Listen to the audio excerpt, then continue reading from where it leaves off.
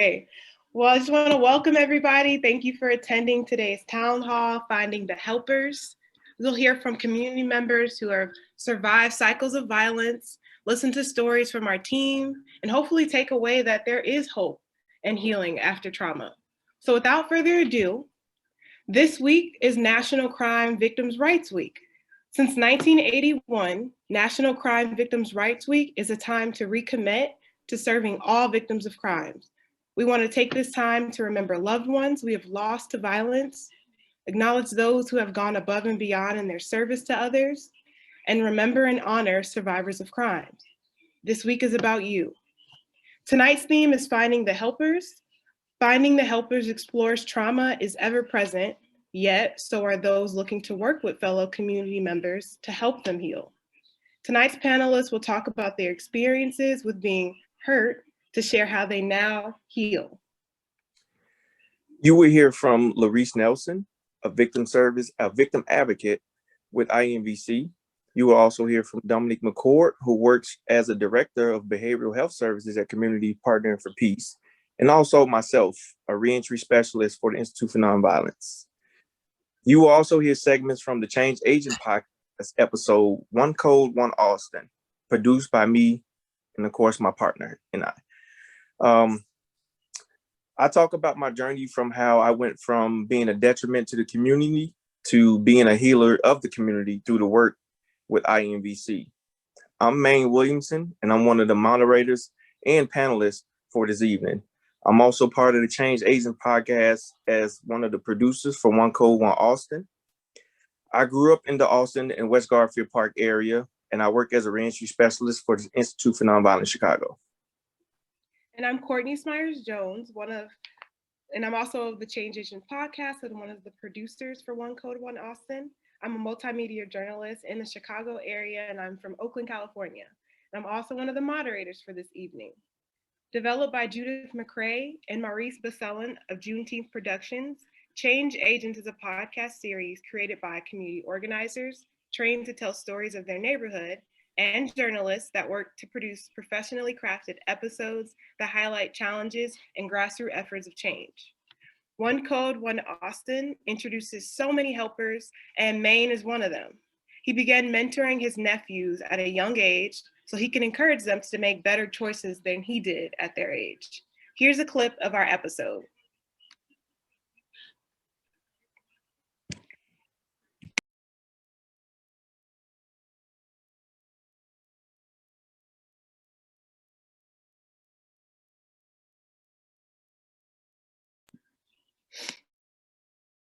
Middle of a shootout, and they was shooting, and I'm riding the bike trying to get out of their way. It's been like a lot of times. It's been times where I just been standing outside on the front, and a shootout occurred like literally right across the street. People then died in my arms, all type of stuff. It's just crazy. This is Tezzy. He's a Chicago rapper, and he talks about growing up and living on the West Side in his music. It's crazy where I stay. It be murders every day. We be banging at the park, so it ain't no place to play. You could call it fun, you could call it anything but safe. Like we was trying so hard, but we just missed the plate. Trying to keep my faith, but I'm always questioning my fate. Picturing the day my homie got killed in my face. We was where he stayed. Not only is there so many different gangs, it's like these gangs are so close to each other. Like it could be one gang on this block, and you go 2 blocks over is another gang. Today's gangs are not the organized gangs of the 60s and 70s, or even Al Capone days. They're more clique groups of people on one block fighting with groups from another block. The spark for much of the violence is social media bullying and challenges. The more cliques, the more violence.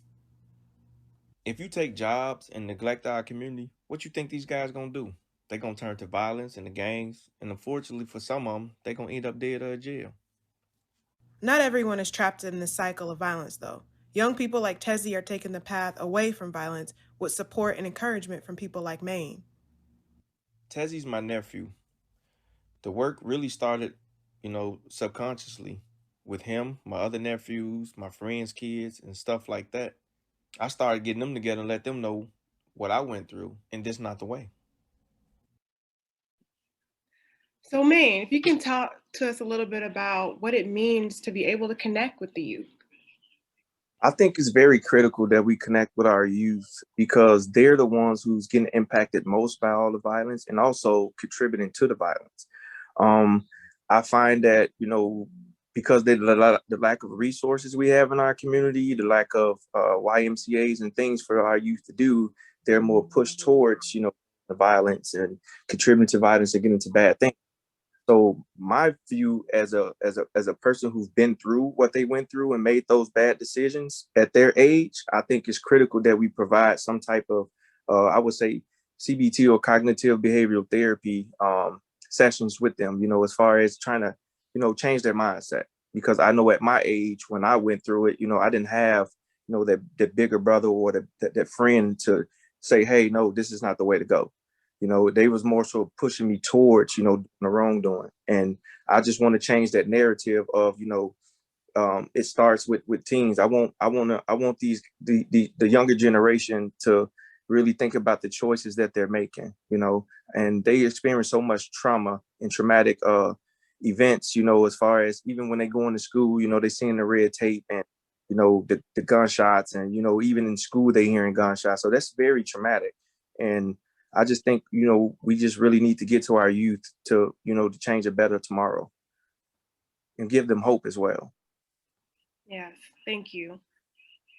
So growing up in Austin and West Garfield Park, it is difficult to avoid the violence, whether it's losing a loved one to gun violence or hearing about a shootout that occurred. Everyone's impacted, but our community has proven our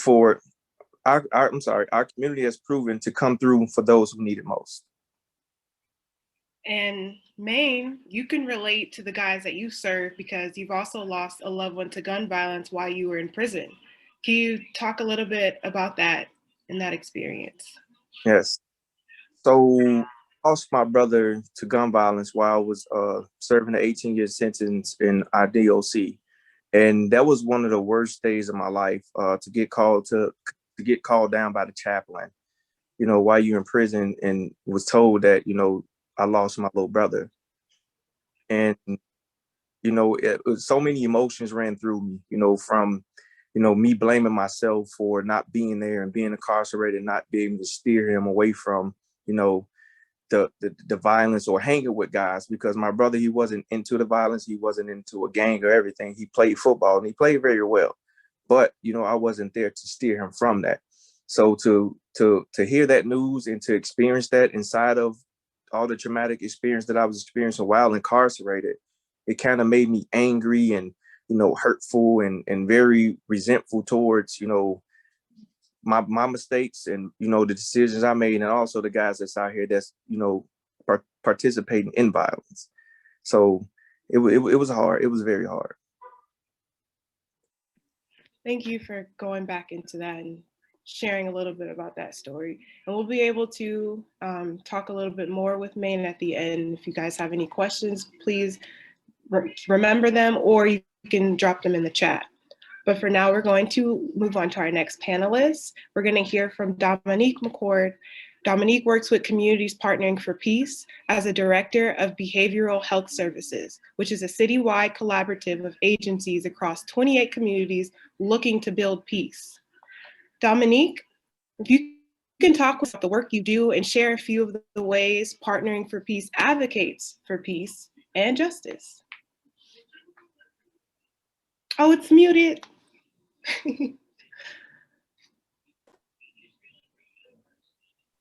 Okay, am I audible now? Good afternoon, everyone. As Courtney, she gave my summary, which I don't have to give. So we are a part of the Communities Partnering for Peace Collaborative, and as she stated, I'm the Director of Behavioral Health. I supervise. Let me take a step back. I'm going to start by saying I live, work, and serve in East Garfield Park. So this work is very personal for me. And my family has lived in East Garfield Park for over 60 years. And East Garfield Park is one of the communities that we support. So it's very, very touching and personal for me to serve as the Director of Behavioral Health for Communities Partnering for Peace with the organizations that we support, given that East Garfield Park is one of the communities in the collaborative. And so as a part of our work, I supervise a team of clinicians, both social workers and counselors, that provide support to all of our 13 partners across 28 communities. And I would like to say that we promote peace and justice in the holistic way that we support those in the collaborative. My team, you all, I'm sorry, instead of saying you all, I should say INVC sees my team more than I do. My team is in the field. I see Tara smiling because she knows that to be true. So my team of clinicians work with the staff to provide services and meet our participants where they are.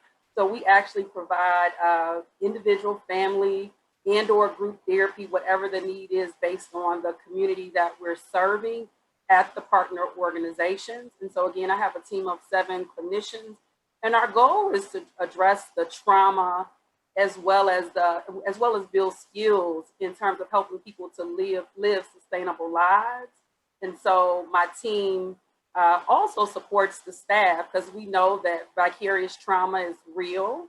And so in ways that we can support Maine and the other folks that are out in the field for victim services and outreach, doing the work on a daily basis, we provide some support to them as well.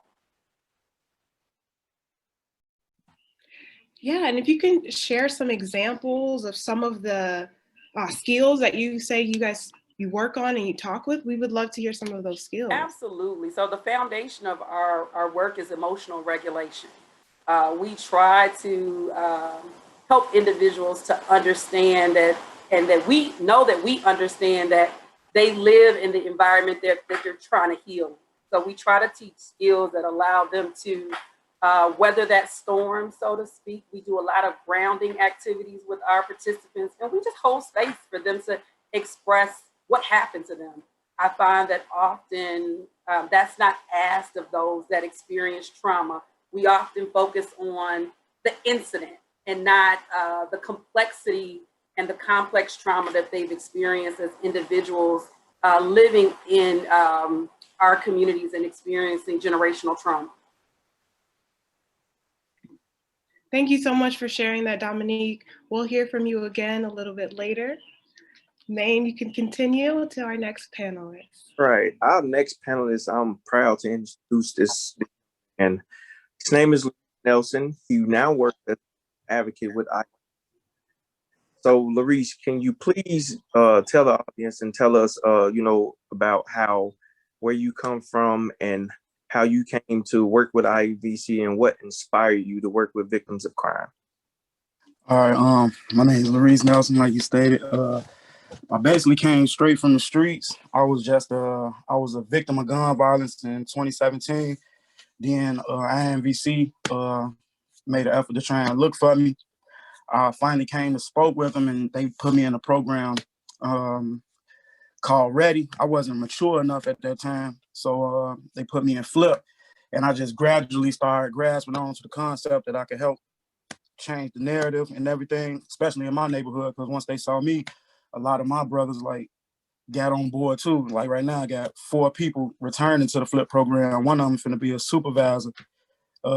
We all were we consider high risk. We got high retaliation points, and basically we ain't got we ain't got long, so we have expiration date out here. So I just wanted to switch the narrative. I lost 6 friends last year to gun violence. So then excuse me, as far as being a victim advocate, I wanted to do that because I had a friend that passed, and his mother was not as receptive to the program, so he sat out, and we weren't able to view him the last time. So I felt like if my neighborhood had somebody that they was comfortable to come to in that situation, then I could help that way, and I have helped that way since then. So yeah, that's basically my story right there. Thank you, and I can definitely empathize with you with losing loved ones and friends to violence, and also coming from the streets and making that change and being that that change agent for others. Yeah. Because our community, we have close friends who sometimes look at us as when we do walk down that right path, that we looked at as lanes, or Yeah. we want to change for the better. So I really appreciate you sharing that with us, and thank you so much for being here today. Thank you. Next, we have another clip from our fabulous episode of One Code, One Austin.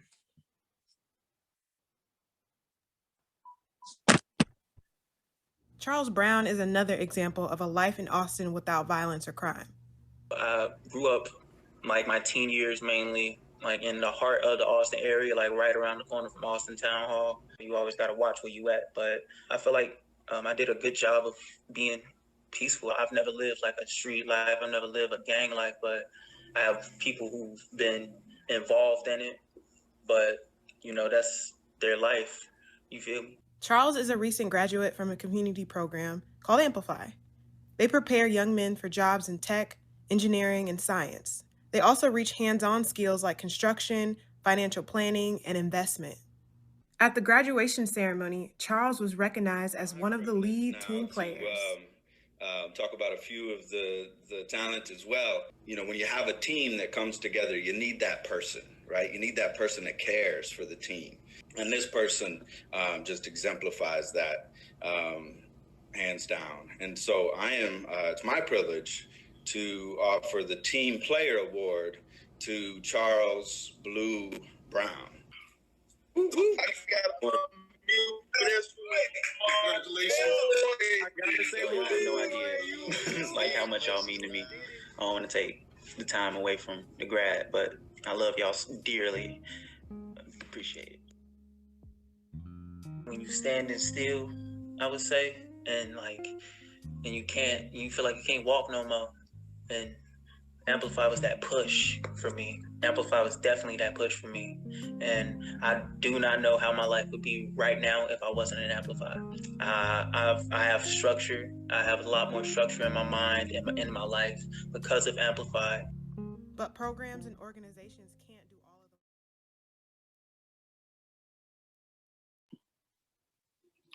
them. Organizations like INVC, Communities Partnering for Peace, and Amplify are here to be safe havens for community members.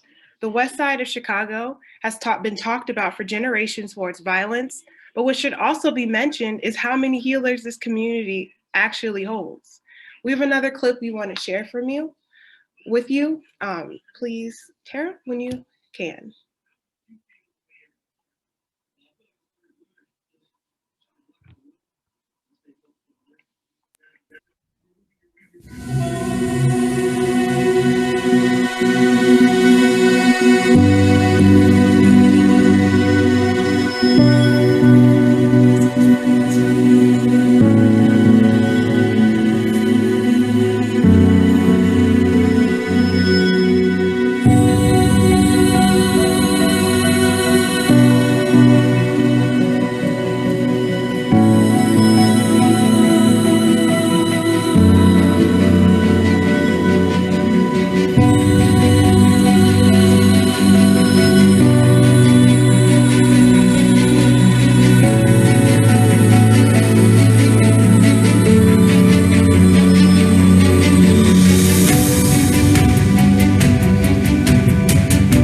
Victim service team, they work 24/7. So, and if there's any call at any time of the day, someone is going to the hospital to provide that hands-on support. Our case management team used to be 9 to 5. They're now also working weekends and doing pop-ups at different events, including my reentry team. My workforce development team, during this time, he is still hosting 3 different groups because of social distancing from like 10 a.m. to 5 p.m., which is difficult. Instead of just hosting one, we have to break it down to 5, but the staff is going over and beyond to ensure that we are helping as many participants as possible. It's been a rally the troops kind of ordeal where other people probably would have gave up or ran from this responsibility. And it seems like even though it might be a heavy burden that's been placed on our shoulders, we still know that something has to be done. Someone has to be on the field.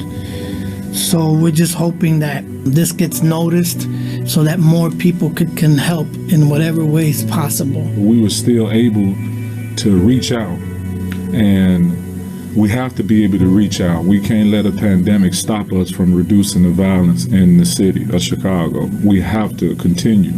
So it was a lot of teamwork when it came to feeding a community. When it came to certain hot spots of shootings, of violence, we show up there and let the community know that the IMVC supports you. We're here. We can help you. These are the times that we need to be out here helping each other whenever we can, through whatever the obstacle is, together as a community, as family, in a sense to unify, to come together as a whole and support each other during these tough times. It's a good thing that we're still trying to give back and just show the community that we are still as one. You know, we're not letting the COVID just really get us down, you know. Just keep trying to just uplift with something. It's just a sign of peace and love that, you know, we all in this together. I just want everybody to know, the community and outside of my community, that, you know, we do have resources for you. And you do have people out here that's on the front line that care about your wealth and your health. And our work has changed, quite frankly. We went from interrupting or addressing violence, shootings and homicides, to passing out food, supporting family members, educating around COVID-19, and most importantly, supporting each other. Since March, with COVID, a rise in violence, looting, the murder of George Floyd and others, the staff have worked around the clock, 7 days a week. And we're just proud to say that, you know, the Institute for Nonviolence, in the darkest moment in so many of our lives, rose to the occasion. We're really trying to make a difference out here in the community, all the way around the board, from helping with the COVID, stopping the killing, trying to land jobs for people in the community. You know, that's just a start to help them. Don't give up hope, man, because even when you don't see the work's being done, it's being done. From the top of the food chain to the bottom. After 3 years of reductions that we worked very hard on, it almost feels like it unravels. But we also know that this is a standalone year with COVID, with the economy, with all the social unrest. We sort of think, you know, as Martin Luther King said, the universe is on the side of justice. I'm in total awe how the staff at the Institute and our colleagues at CP4P and Ready and CRED have not missed a beat and continue to work throughout the pandemic. We just really want to see a lot less misery and suffering, and that's what we're working for. So we're both a mix of heaviness and hope. And as we got to toughen out actually our peace resolutions, really stick with it, believe in each other, believe that we can do better, not write people off, and believe that everyone wants to change if we inspire each other and check on each other. We all need our support groups. 2020, which was an exceptionally difficult year, and I think we're all worn out and exhausted. I also feel hopeful. And I'm looking forward to 2021, where we're healthier and safer, and with a new beginning.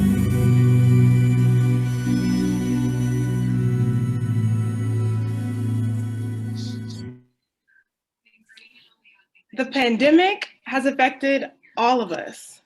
In some way, shape, or form, all of our lives have changed. So if I can ask for some audience participation right now, and everyone unmute and give a round of applause, because they did not stop.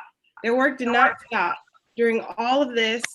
So let's take some time to cheer for the helpers who are here and who aren't here, because their work, like you just saw, they took it another step further. So let's just all give them a round of applause, please.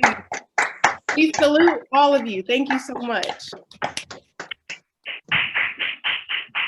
And right now we'd love to open up the floor for questions for our panelists. I'd like to actually start with Dominique. Dominique, I loved what you said about the community and it's home to you, and more than you could put into words, like how much the work you do really, really touches you.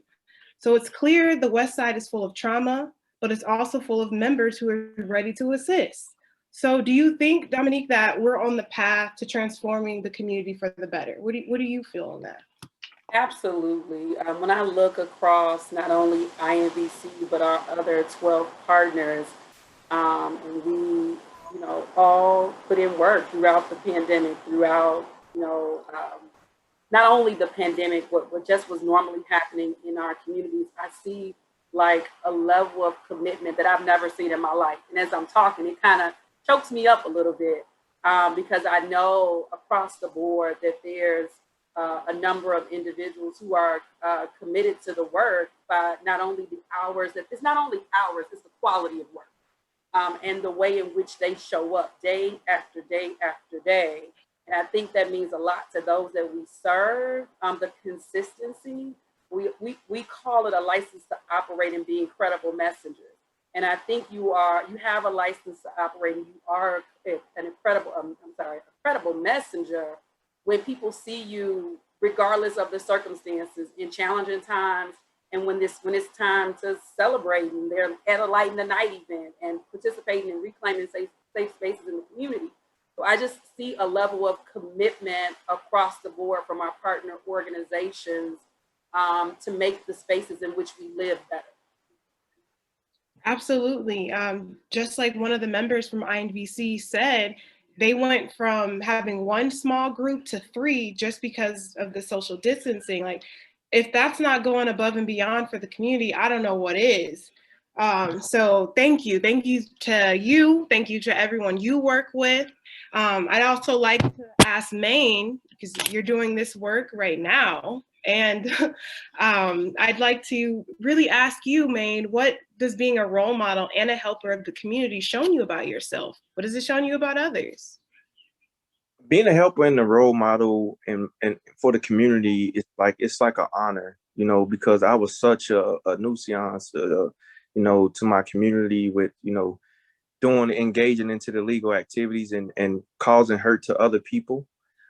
Me to give back and, transform my life and to give back and just be the message that I bring is definitely, it's soul changing for me, And I really enjoy helping, the guy from prison, which I am a reentry specialist for INVC. So I deal with these individuals that are deemed high risk, as Louise was saying, as such as, the young man doing his time, just to help them get back on that path of, become a more productive citizen, with something small as helping them get IDs and social security cards.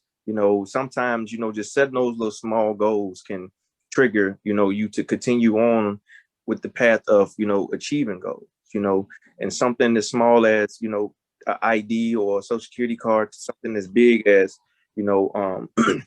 landing a job or, seeking treatment, which Dominique and her team has been really, really impactful with some of our clients with the mental health treatment that they've been providing. And I was just speaking with her about it the other day, last night, about how one of her team members have really got to one of my clients where he's opened up to us more, and he's more, he used to be angry and, and now he's more, engaging and more so receptive of, certain things, and he's buying into the emotional intelligence, which I think we all, need to provide with the young guys. But just being a change agent in my community feels great. Thank you, Maine. And I said it once and I'll say it again. I always believe that the sense of community that Austin has and West Garfield, the West Side in general, should be adopted by other communities. The sense of community and strength that you guys shown is incredible.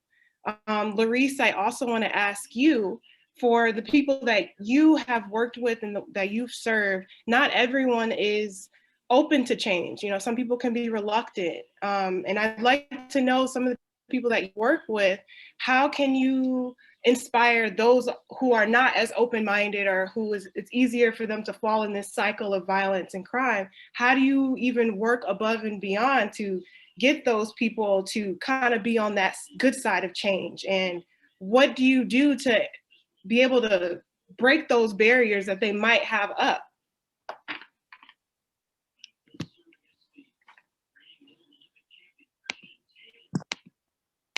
The first thing I do, I try to lead by example. I got I got a bad temper in my neighborhood. So I think when a lot of my younger brothers, they see me curve a lot of situations, they could look past, it helped them feel like, oh, well, Stro looking past this, I could look past this too. You know what I'm saying? I think it been situations where rivals that they come down there, and usually times where I want to take action, I got in contact with the outreach workers. I called them. I told them, like, man, somebody down here acting out of body. They got in contact with them and they got them in order, and no violence had to come. I think that was like one of the biggest signs to my little bros that like I was trying to change and I wasn't just being a hypocrite about it. And I was changing before I was getting a check for it. So I just really got tired of like funerals. Last March I was in 3 funerals. So, you know, yeah, basically I was just going through the motions and got tired of it. Yeah, I get that. Absolutely. And I'm not sure if you guys know Cedric Bryson. I was lucky enough to work with him a couple of times, and he works at the Institute for Nonviolence Chicago. And what he's taught me is that people really need to hear from those who have experienced what they've experienced. You know, they're not going to want to learn or really be open to change if someone who's never understood or been through violence are talking at them. It's more talking at them. So that's something that I see as strong in the community. You know, people actually are receptive because of who's on the front line, you know? So we'd love to open up the floor for our audience. If you guys have questions, comments, now's the time to, you know, speak a little bit more with our panel. Don't be shy. Please don't be shy.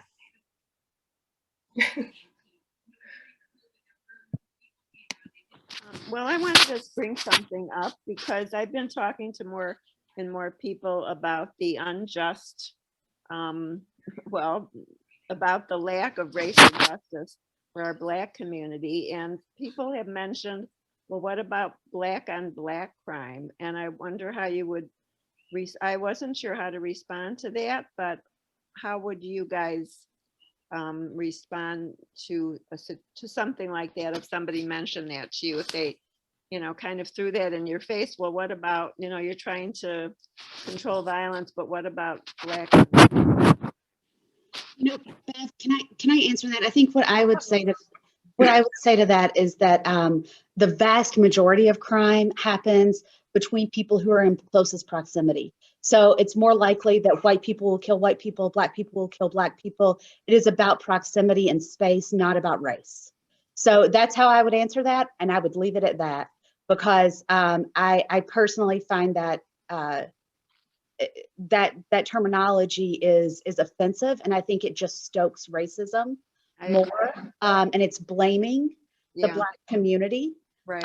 And so I think that what we know about crime is that it happens in and this is statistically true, that it happens in very small areas of each community. Uh-huh. And then if you look at communities, often they are still segregated in the US. So the vast majority of crime against each other happens within the same race. Thank you, Tara.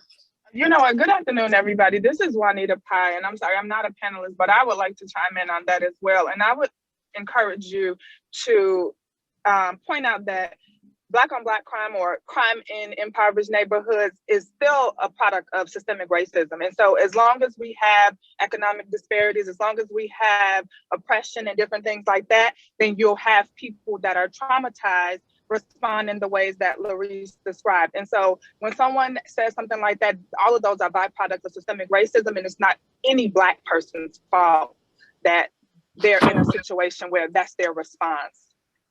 Right, that's what I had said, but I don't know, it didn't seem to satisfy them, but I think people just don't want to examine the facts and don't want to examine the history of, you know, racial injustice. They'd rather just focus on the negative. So, but I'm really glad to hear your input. Thank you. And thank you, Juanita, for sharing that with us. Anybody else? More questions? Tara,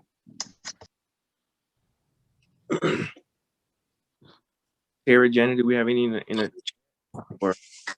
I had a quick question. Well, I had a question or a comment for Dominique. I thought that the emotional regulation part of your program really stood out to me, and like, I just wonder how the people you work with, like the youth, are responding to that approach. Do you find that they're really I don't know. I just feel like that's such an important and such a the stem to a lot of like hurt. So I wonder how they're responding to that. Sure. So, I think my staff does a really good job of holding space for the range of emotions. To date, we've served approximately or been referred approximately 115 individuals from our partners. Of that number, about 63 have remained engaged in some form or fashion over the last 2 years. Given that the collaborative is approaching 4 years since its inception, our behavioral health services are only 2 years. So I think that our numbers kind of speak for themselves in terms of engagement. I don't think of participants as just a number. I also think, I have an expectation from my staff to engage with participants on a regular basis in meaningful ways. And, we talk about, traditional therapy in an office, on a couch. I say to my staff, if we can get a regular 30 minutes walking down the street, we'll take that. We'll take that. And so our ability, I think, to engage participants and understand that their work schedules may change. They may have had a death in the family. They may have had a death of a community member. So, do participants sometimes fall off for like a week or two? Yeah, we're exposing them. We're still here. And so I think that's an important thing, that we model consistency for those that we serve, and that we are here. And when they're ready, we will be prepared to provide them with support.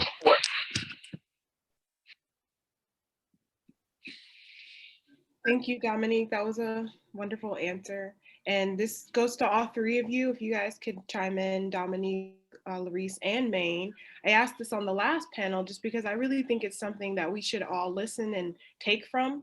But going into self-care, because you guys are always making yourselves open to violence or being ears for those who are going through so much. So what do you do to take care of yourself and to recharge, because this is something that is in your field? Yeah, so we're interested to know, like, what do you guys do to take care of yourselves? I don't mind starting if others don't mind. So for me, I call it self-preservation versus self-care. I do something every day, whether it be being mindful of my social media intake. That could be something small. So I think sometimes people think of self-care as, I'm gonna go get my hair done, I'm gonna go get my nails done. Sometimes self-care for me is waking up before my kid in a quiet house and with being alone with my thoughts. As a therapist, seeing my therapist is non-negotiable. And my staff knows that. I go to therapy every 2 weeks. It's on my calendar. We can meet before, we can meet the next day. I usually don't meet after. I give that buffer for myself to just kind of decompress. And those that know me and my team know that cooking is also my therapy. So I cook not only for myself, but for my team. That's my love language as well. And so I try to model for them on a regular basis my expectations for them to take care of themselves. I cook for family, I give away food. It's my love language. And so again, I try to model for them my expectations for self-preservation as well.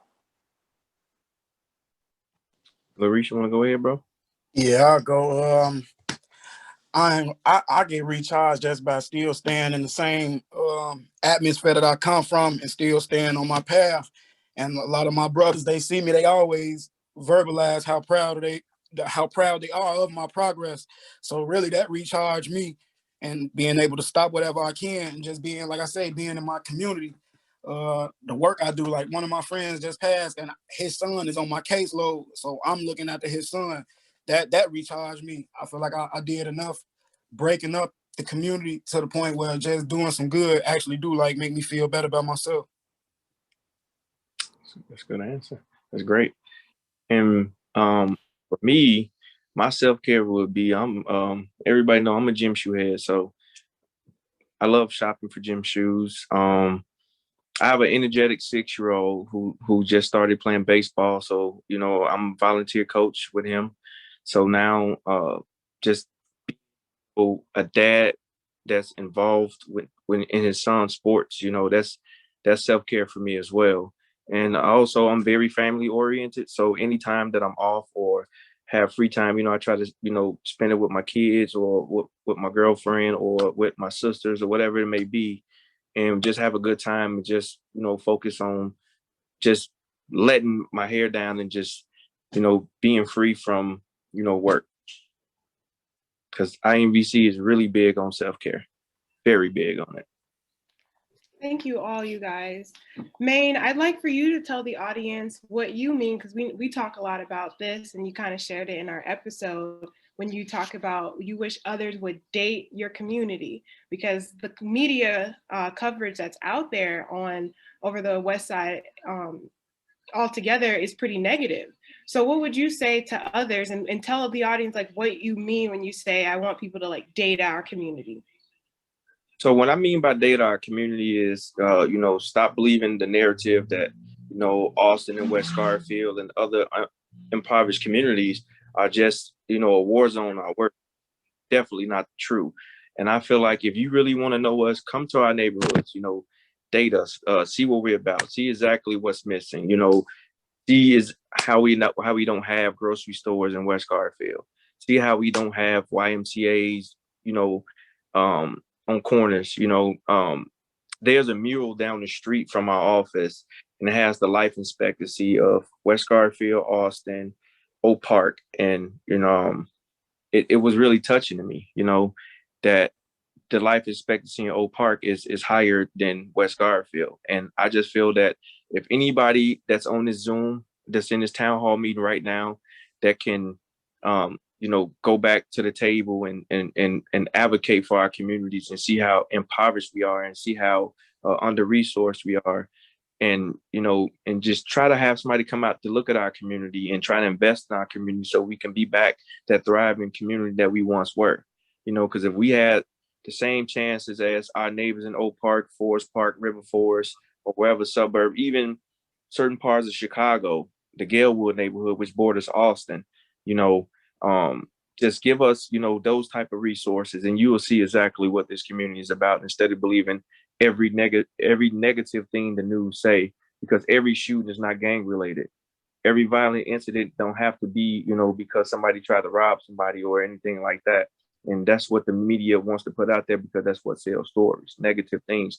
But they don't put in perspective, or they don't depict the positive things, like the reduction of crime that happened, you know, a 66% reduction of crime that happened in Austin, you know, due to guys like Louise and, you know, other community members who care about their community. You know, they don't report that. You know, all they report is one shooting, isolated incident, oh, it's gang related. Man get killed in Austin, you know, so we have to come break that narrative of Austin is just, in West Garfield, is just a bad community. We actually have great residents of our community, and we and just give us a chance. Thank you. I hope everyone took something from that, because it's something that stuck out to me when I first met you and you mentioned that. So thank you. One more question I have for Dominique. We always want, you know, to do better. We always want to do more. So what are some things that we can look forward to for communities partnering for peace? Like what can we look out for from you guys that you'll be doing for the future? Sure. So I think that on the behavioral health side, again, is continuing to take a holistic approach to the work that we do. So we've expanded legal services to support participants. My team in particular has started a round of what we call psychoeducational and skill building groups, which will include yoga, some rhythm and music, just a variety of things that introduce, again, self-regulation to those that we serve.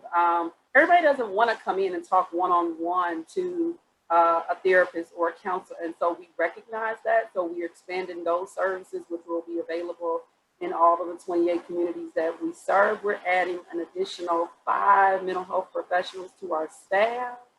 So I think I can more so speak to, of course, the behavioral health side and things that, of course, I advocate for, but I think we're up to maybe 3 attorneys and are adding 2 attorneys and adding 2 more. So I just think that, again, our goal is to continue to think about how we wrap around our participants in order to be able to support them in sustainable change. I think all of these things are required: expungement of records, mental health services, sustainable jobs. It's just not one quick fix that we're looking to that can help create change.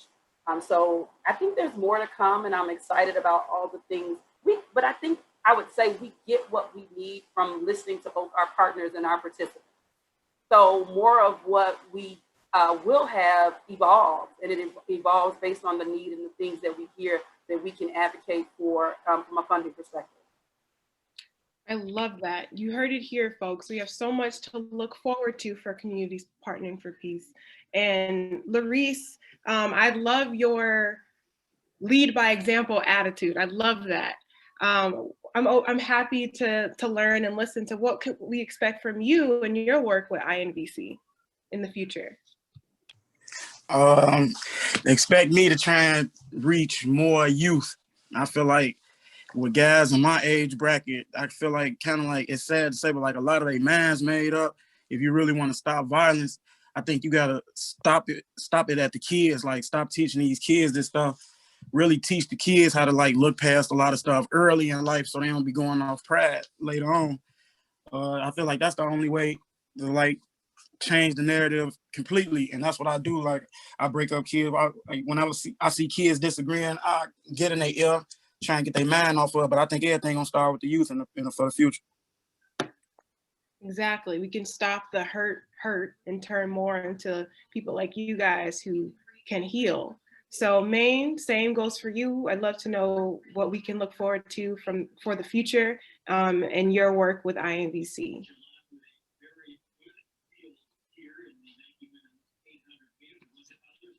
Oh, it's muted.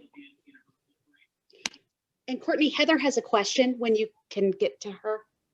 Okay. So for the future, I want to continue serving my community. I want to continue helping these guys that's coming home from prison who society don't want to work with. I want to work with those guys. My passion is to help people, and also continue being the message that I bring, you know. And I rather, like Sam said, I think he said, I rather to under promise and overachieve than to over promise and underachieve. So, you know, I identify with that, and I really would like to just continue serving my community and help healing my community in whichever way God allow me to do it, whether it's through reentry or wherever it may be. Thank you, Maine. Heather, the floor is yours. Thank you very much. Hi, I'm Heather. I would like to know how to get involved and how I can participate. I am a wellness service provider and would love to support your staff, your organizations, or the communities that you serve on a volunteer basis. And I don't know what's the best way to do that, or if that's welcome. Hey, Heather. This is Tara. I'm the Director of Development and Communications and also handle volunteers. I will drop my email in the chat and we can talk about some ways. I think we're always looking for ways to involve folks with COVID. It's been a little harder to have people come out, but even like mindfulness exercises or some things that we could do in-house to share with our folks over Zoom would be welcome. But I will put my email in chat and we can talk and figure out some things we can do together. Your name looks familiar. I think we maybe started this conversation pre-COVID.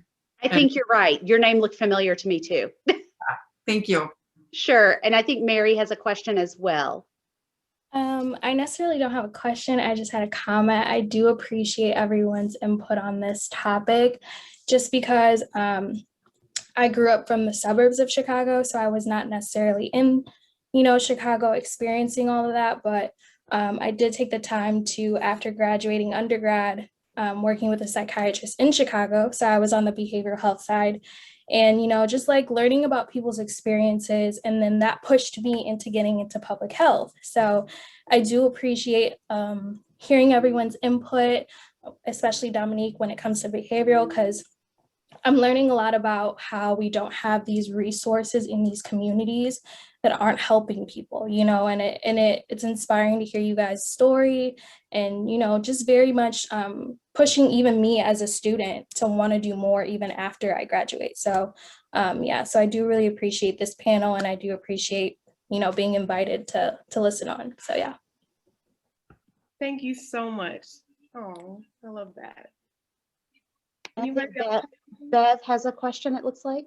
Yes, Bev, go for it. Hi. I think this group is great. I've attended some of your programs before. I really wanted, you know, Sarah Kniznik, I think, because I believe she was coming to your Friday night, something in the park things. Do you know her? She's very involved in the gun violence community. Yes, I know her really well. And Bev, I'm glad you brought that up. I was actually trying to get in, Courtney, when we were talking about what was coming up for the summer, and say, we do have our Light in the Night events that are 3 nights. Yeah, and they're 3 nights a week, every week, I think for the next 10 weeks. And they're at different locations in Austin, West Garfield Park, Back of the Yards, and Brighton Park that IMVC is involved in. And I believe they're either Thursday, Friday, Saturday, or Wednesday, Thursday, Friday, depending on the neighborhood. And they're a little smaller this year, Bev. So we're not able to get in the parks because of COVID, but we've been doing them on hotspot corners. So corners where there has been violence occurring. We're trying to build peace by having a presence and giving out food and giveaways to the kiddos and families there. But yes, we're always appreciative to have folks volunteer at those events as well. Okay, yeah, I think it's so important for people from different areas of the city, you know, to interact with each other, because that's really how we learn about what's going on in those areas. I know I've been to Inglewood a bunch of times with Mothers Against Senseless Killing, and you know, it's just eye-opening to just see, wow, there's just really regular people here. I mean, you know, my head was filled with all these horrible things about Inglewood. And then when I visited the neighborhood, of course, there's some really sad things to see, but also you get to interact with the people and you find out, wow, they're just trying to stay safe and keep their families well and take care of them. And, you know, they're doing the best that they can with all the limitations that have been put on them through our society. So it's very meaningful to have these interactions, I believe. And Bev is an example of what I meant by dating our community right there. I was just about to say that, man. Thank you, Bev, for mentioning that. I mean, and Mary, you too, because like you said, you're from the area and not, you know, you're not really understanding like what's actually happening. And we're all on this Zoom call from probably different places all around Illinois or the United States in general. So it doesn't have to be just from people from this community advocating for this community. We can advocate for these communities, and you can learn more about our episode in Austin and West Garfield at ChangeAgentsPodcast.com. It's in the chat.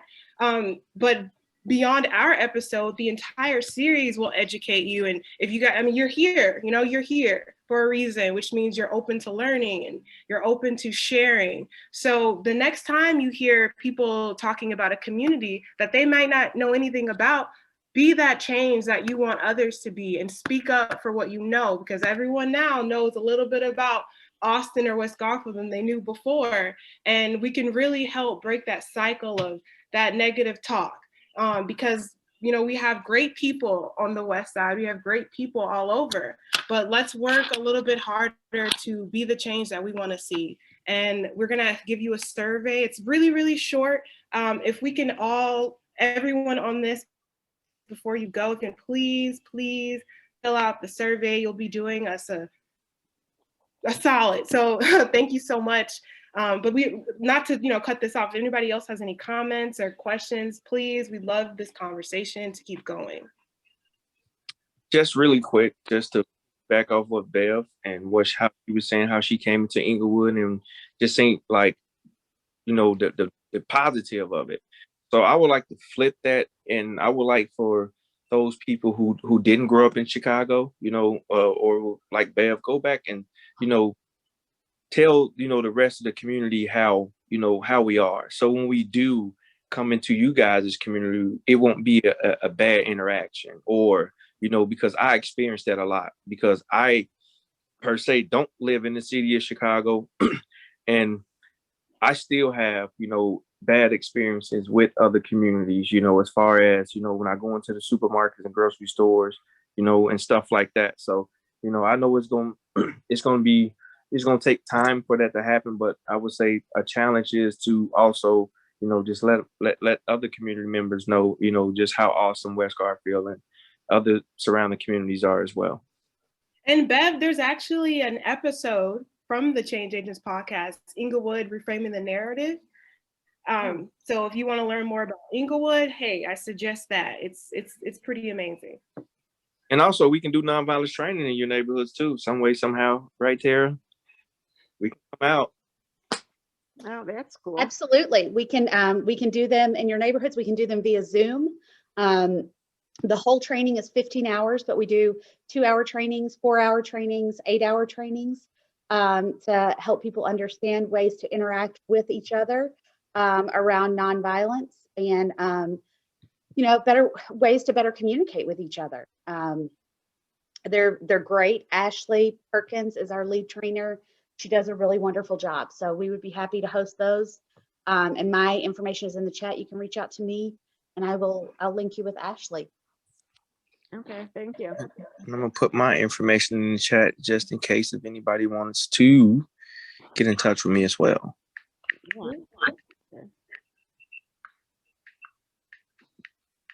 And thank you, Mary, for helping us plug the survey.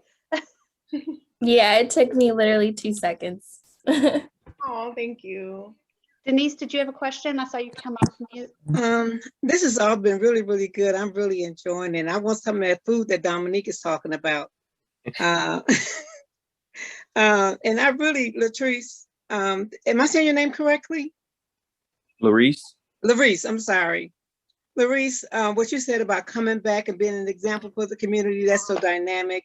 I know a couple of you on here that have done that exact same thing, including myself. I'm old enough to be your grandma. And so when I left school in 71, one of the things that the kids said to me, if you go away to school, and I wasn't involved in gangs or any of that, if you go away, you're not coming back. And I knew I had to come back. Because if I went away and did not come back, nobody would think that they could go to college and come back to their family of origin. And so with me coming back, well, first of all, what I started doing while I was in college was giving each kid on the block $1 for every A. And then I gave them $5 for every A in high school. Mm-hmm. And so, because nobody had been to high school, out of my generation, they were just stopping at 16 years of age. So I'm saying you got a good pattern that you're seeing some really good stuff now. So I understand that it's just firing you up to do more, and it's just gonna get bigger and bigger. After I yes, can see that. Yes, ma'am. Thank you too. too. Thing I wanted to share with you, like when I would talk about Austin, I'm from Lawndale. I live just east of Douglas Park, West Side all my life. But when I talk about Austin, my Aunt Moselle lives there.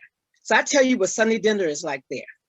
It's 36 of us that show up at that house. The men in the family bring the meat and the women bring the sides. It's intergenerational. So when I talk about how intergenerational it is, it's overnight. Austin is probably the largest, most densely populated community in the city. There are very few vacant lots. I think it's like 97,000 people in Austin. When you start talking about people with no grocery stores, sending kids to college who've been raised on honey buns, Flaming Hots, and noodles, and juices. We are remarkable. You can't forget them noodles. We are not. So I think that if you all start your narratives off with, and as much as we're talking about violence and peace and safety, well, if we start right where the strengths are in the fact that the majority of people in Austin aren't going to jail. Hi, Denise. So I'm sorry, I just got excited about what you all are doing. I applaud you. Any way I can help. Dominique has my number. She'll put me to work. I already told them in the chat that you're gonna volunteer with them. Can I say? I took care of it already. I know hi. you. Hi, can I say hi to Denise? You can, Miss Alice, Miss Norris. Hey, Denise. Commando. I wanted to say something. Is she still there? Yes, I'm here, sister. I love you. I saw you. Commando. That's right, Marshall. Yes. I just want to say to the group, I appreciate what you're doing. I'm a former resident of Austin, East Garfield. I lived all over the West Side. I came out of Marshall High School with Denise back in the 60s. And I'm also a gun violence survivor. My daughter was killed 28 years ago. And I have did a lot of work uplifting other parents that have gone through this horrible ordeal.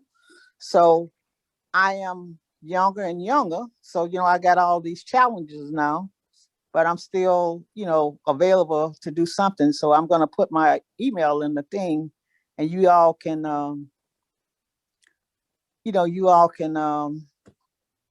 let me know what's going on. And if I'm able, I will be able to come to, some things that you're doing.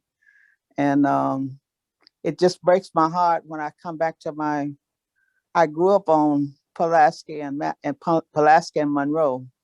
My family been over there since the early 60s, and I still have family members over there. And it breaks my heart when I have to come back to the community to visit. I have two elderly brothers still live there. One is 91 and one is 89. And I sacrifice, to come and to always come and see them, because I always feel like you always have to go back home, no matter how high you go or how high you go. And so I work with several groups that does things. We did a pop out on Springfield and Madison, where we fed the community and gave out COVID stuff, masks and all that kind of stuff. So that's some of the things that I do. And I've been, like a little ill, but hopefully after this pandemic is over, we'll be able to, get around more. And we do need y'all help too, with Marshall High School. We're going through some things with that, like, maybe they want to change the name, they want to close it down, and the census is low. So we do need help with that. I'm in the Marshall Alumni Association. So I'll put my information in the chat, and please contact me. We will, Ms. I Norris. love the West Side. It would be a travesty if they closed Marshall or try to, because that high school has been in our community for years. And I'm a Spartan. I went to Orr, but a lot of my friends went to Marshall. And that high school very should be a pillar in this community, or what do you want to call it, a historical site, because of how long. Absolutely. Hey, Ms. Norris, Ms. Norris, would you ever be interested in volunteering with our support group to maybe talk to some of the women who have more recently lost their children? Is that something that you would be interested in? Oh, absolutely.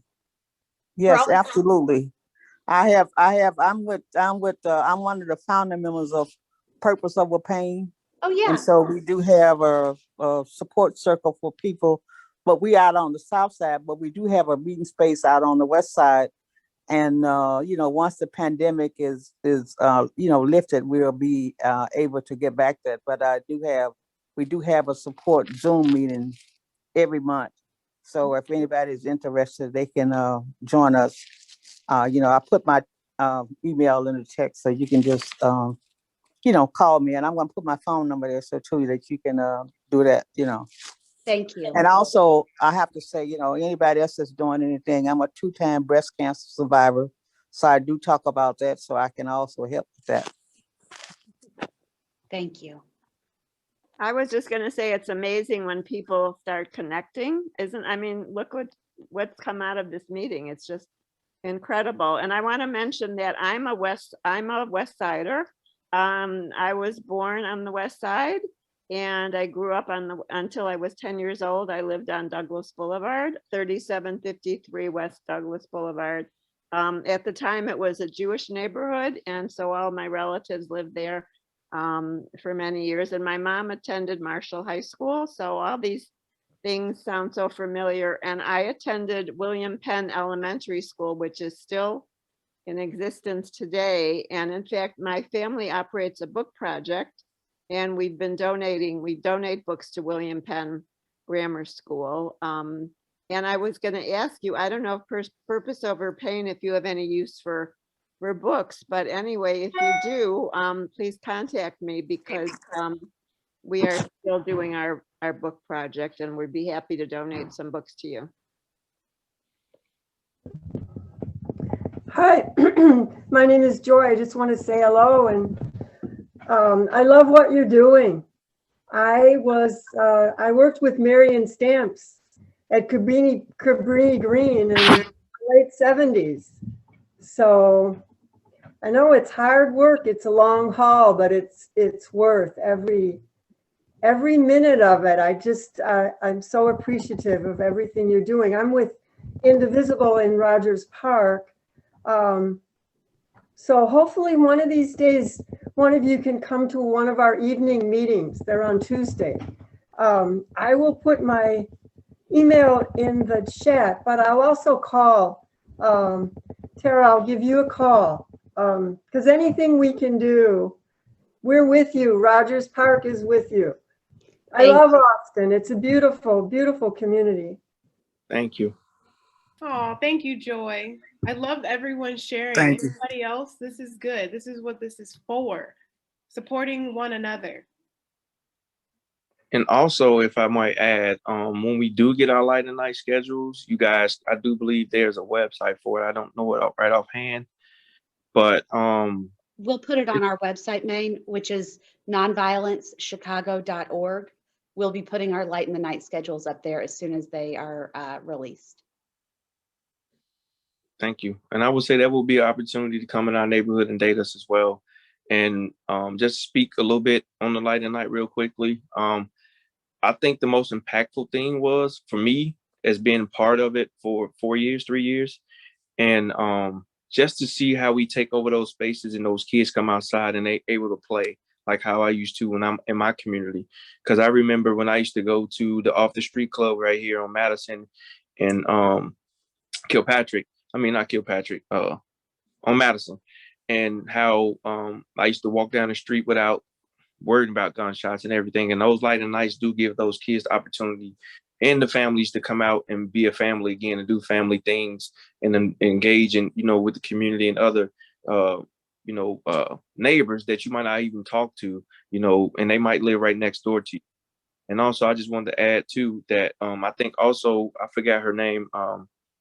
She was talking about how they come together, all 36 of them at the table. And I think that's what's missing in our community as well, is that we don't sit at the dinner table and, and that can be like a distressor for us, like our little time where we get together and we talk to each other, and that's what they did. That's how I grew up. We all ate dinner together at a certain time. And my grandma would ask, hey, how was your day at school? And stuff like that. And I think that's what's missing, because now we just throw these gadgets in front of these kids and everything. But I just want to thank everybody for being here. And I just wanted to say that little piece really quick.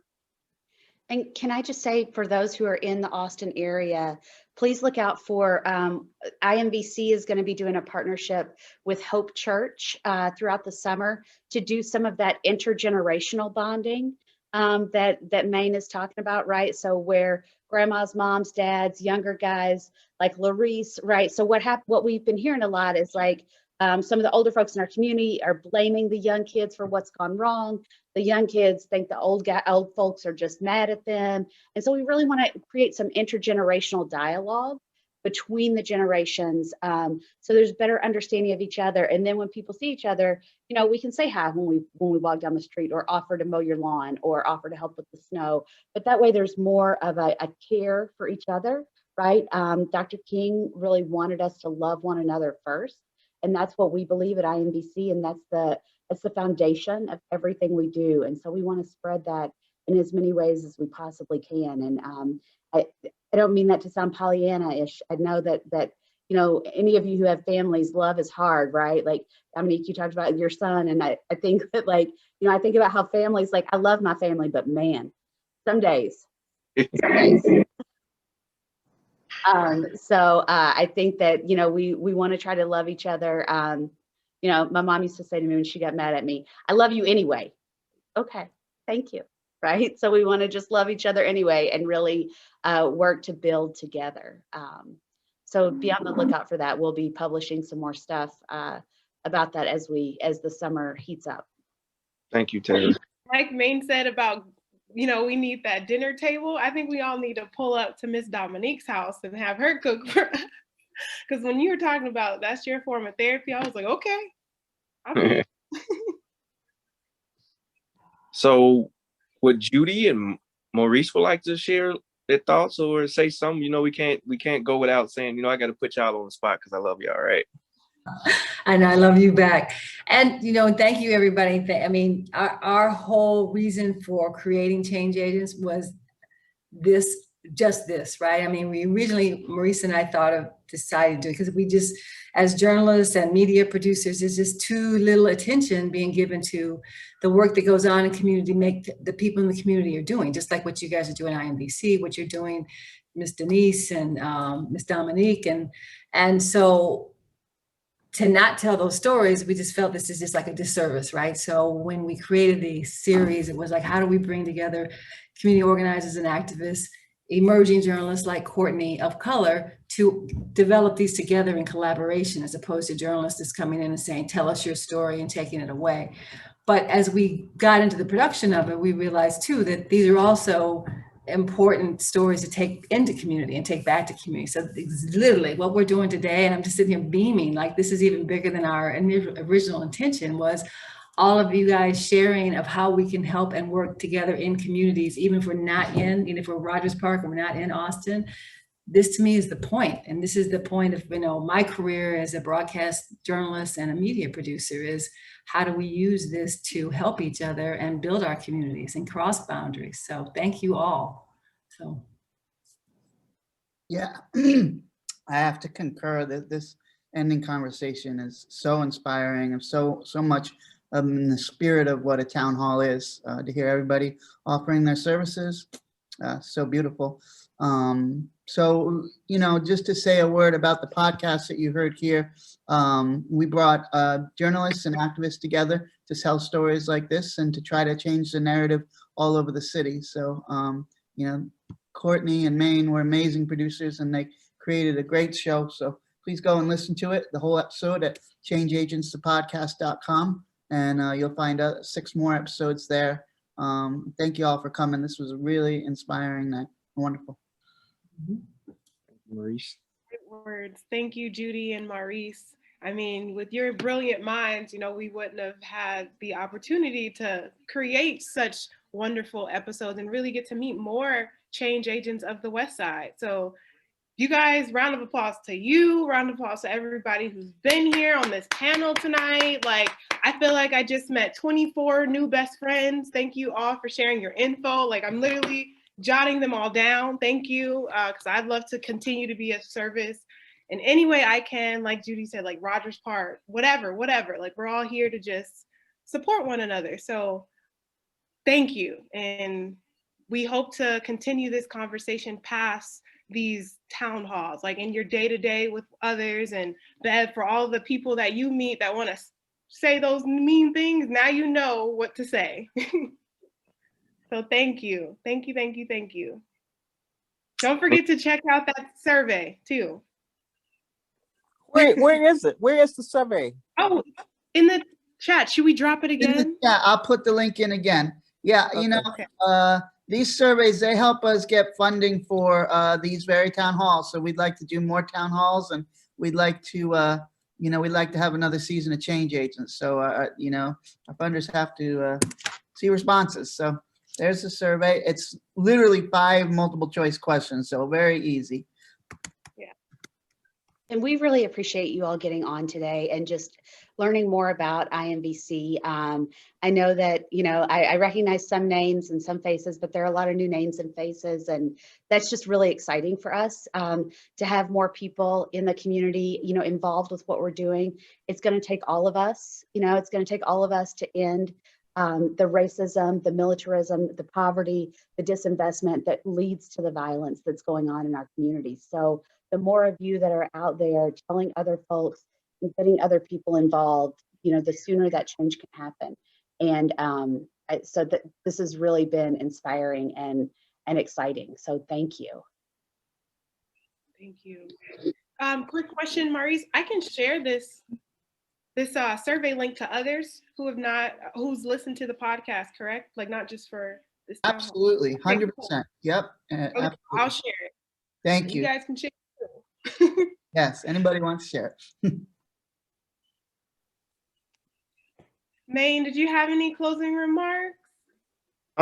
Just thank you everybody for coming out tonight. Thank you especially to Louise and Dominique for taking time out of your busy schedule, especially on the Saturday away from your families and friends, and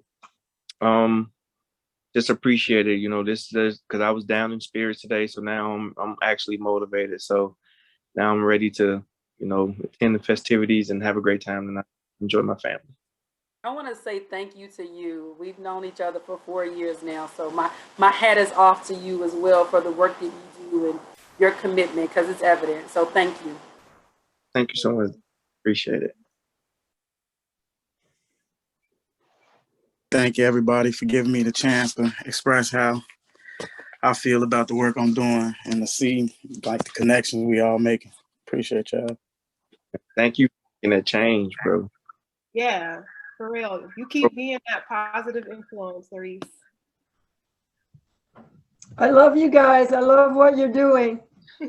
Thank you. Thank you.